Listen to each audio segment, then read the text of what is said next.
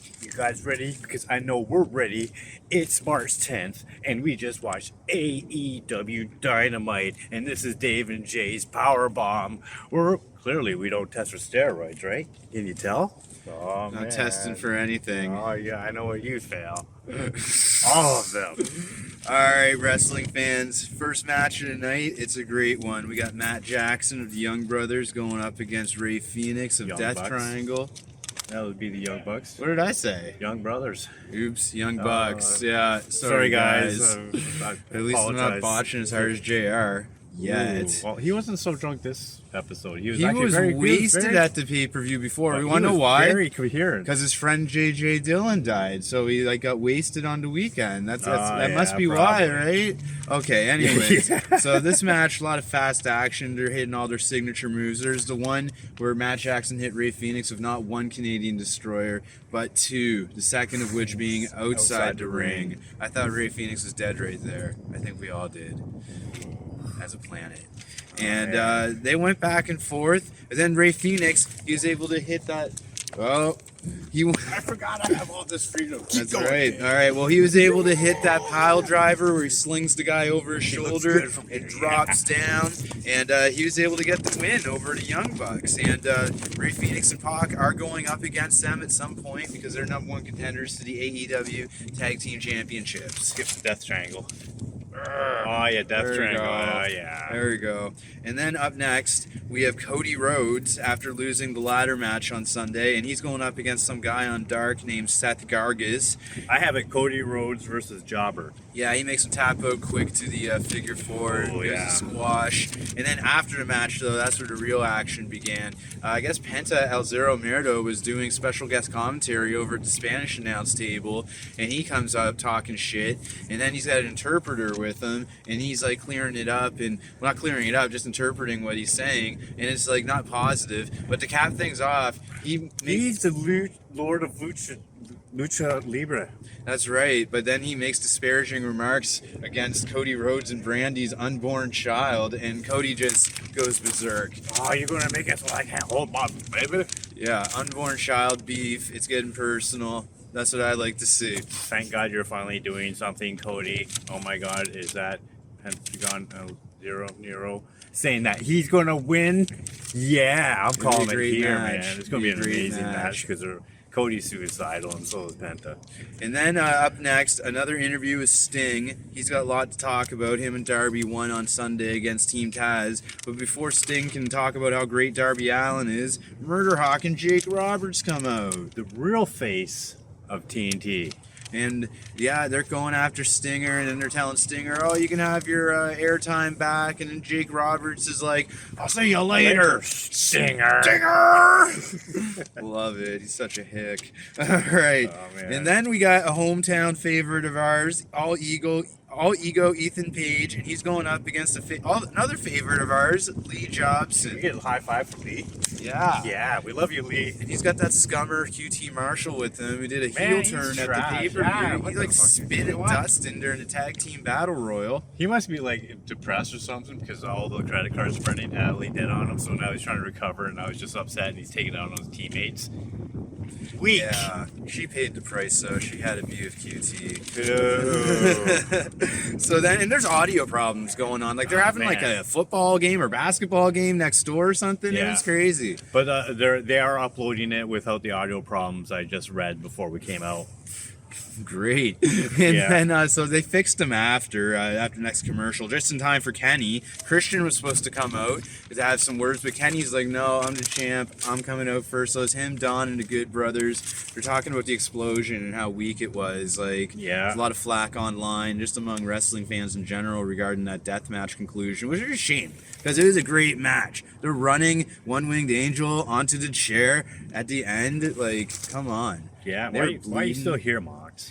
But Yeah. thanks for coming back out again. I guess you just can't let this go. You've lost twice now. You don't get another chance in your clause renewal. Like, Go ahead. He's done. Fight Back of the Good line. Brothers. Back of the line. Yeah, him and whoever else has to go fight the Good Brothers. So then Eddie Kingston ends up coming out. That And guy. he's they were wasted. Him and Mox didn't come out earlier. They had like some pre-recorded thing, and like there's fire, and Eddie It's okay, Kingston's man. You got burning his hand. PTSD from school crimes. Like that explosion was so weak, man. It was so weak. Yeah, when we edited and put the pictures together, we made it kind of look a little bit bigger than it really was. It was. It wasn't Kenny's fault though. It was the tech guys, and they were screwing up on the sound. But then they'd start giving the beats to Eddie Kingston, and then Moxley comes out to bail out his new best friend. And then when the smoke's cleared, Christian's music hits. There's a big countdown, and him and Kenny face off in the ring. And this is great for Christian. Like this is great for all wrestling fans. He's going right after the title. Kenny doesn't have to fixate on Moxley anymore. It's a fresh storyline. Yeah. It's good. And Kenny's got a big match coming up in TNT for the World Heavyweight Champion over there soon. Well, he's facing Impact? I think this Saturday. Wow, I did not know that. Yeah. Okay.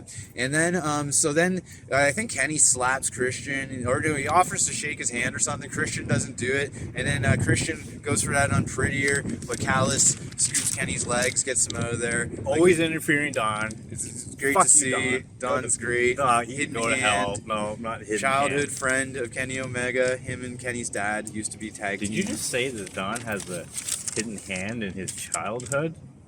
What are you getting at? I don't know, man. They're good friends. I said it, Don. That's right. They're I'm good talking more friends. trash about you, you coke addict. So no, what? Okay.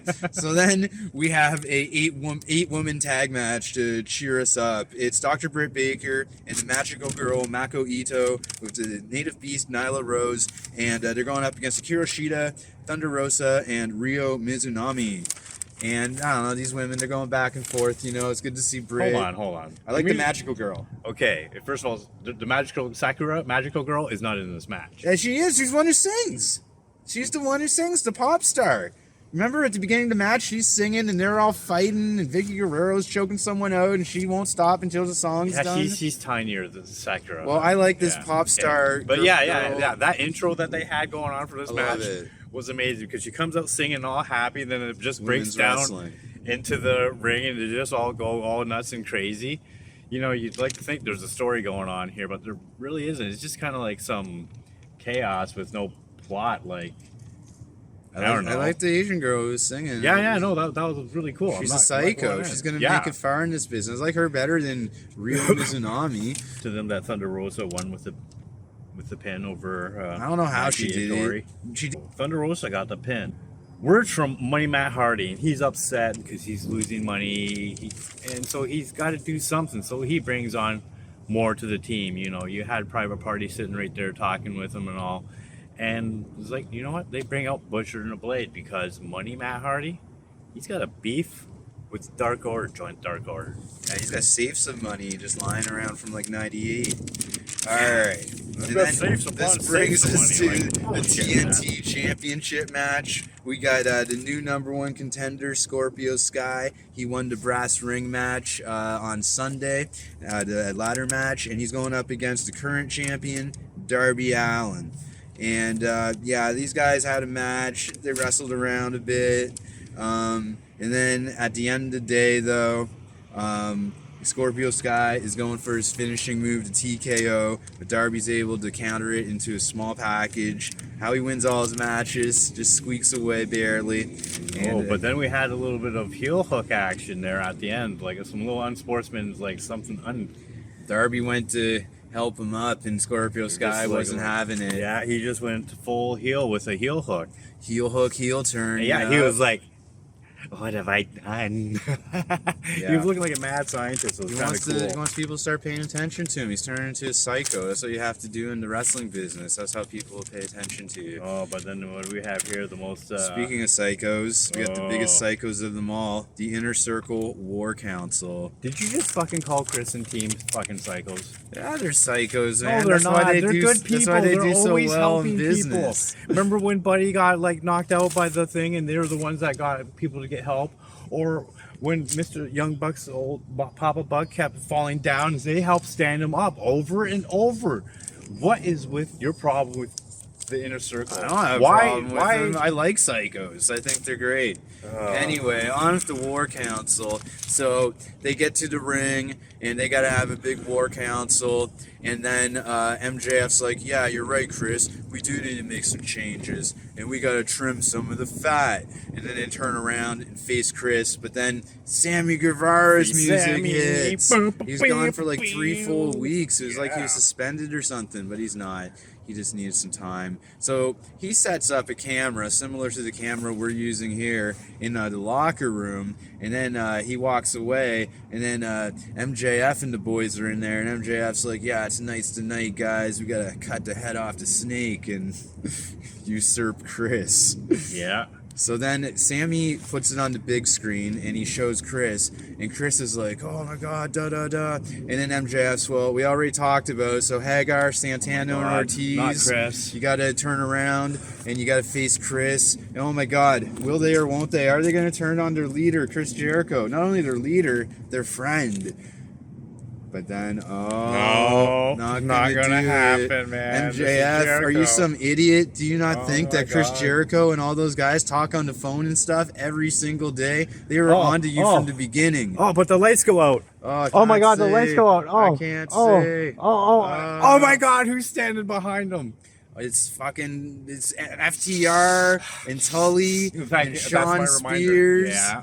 And MJF, he's like, I had a plan for this too, guys. I started my own new inner circle. It looks like more of a new 4 Horsemen. Yeah, you heard it here. The 4 Horsemen are here. MJF is the 4th Horseman. Yeah, MJF creates the new 4 Horsemen, something like that. But yeah, and and then he got the surprise on him, and they gave Jericho and the boys the beats. The diamond ring punch to Jericho lost head, blood. And it busted open him. He was bleeding before that. It was sad. I felt so bad for Chris and the rest of his friends and my friends. Nobody saw this big of a screw over. Tony Khan, what are you doing? I don't know, man. I don't know.